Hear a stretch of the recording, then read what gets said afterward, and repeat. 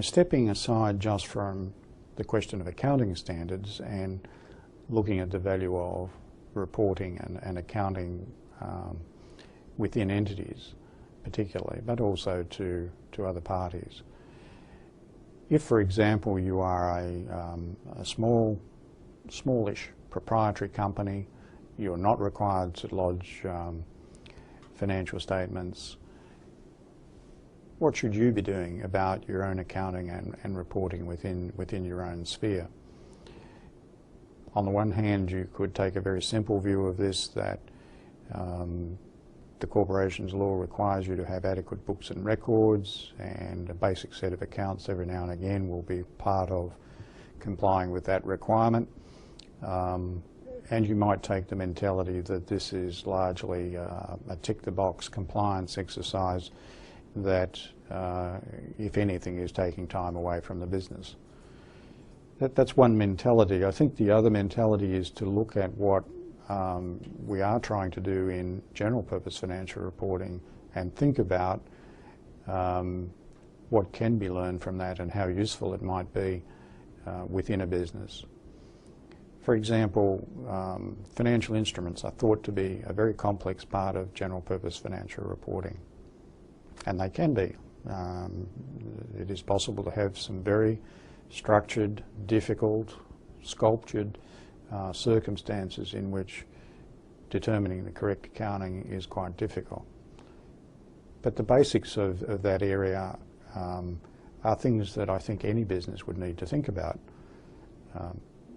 Every business will have financial instruments of some sort. They'll have receivables or payables, which are plain vanilla financial assets and liabilities, and the accounting for those is no different than you would be familiar with from the viewpoint of your mortgage on your own house. So there's nothing particularly complicated there.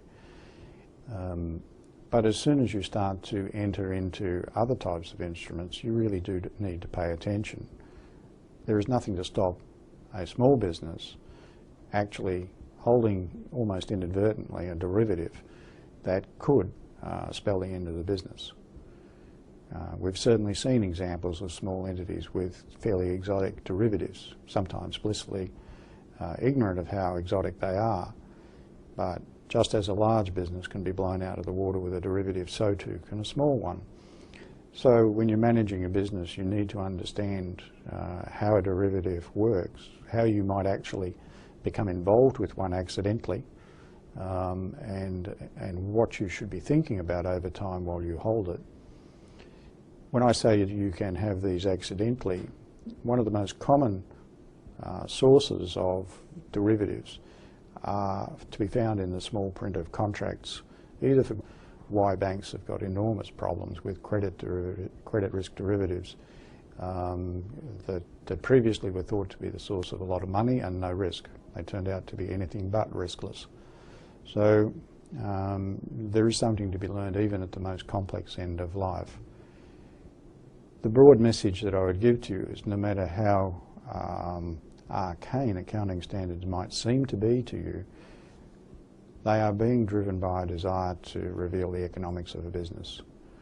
So if you're not broadly following the thoughts that are in those requirements when you're thinking about your own informational needs, implicitly you're ignoring some aspect of the economics of your business.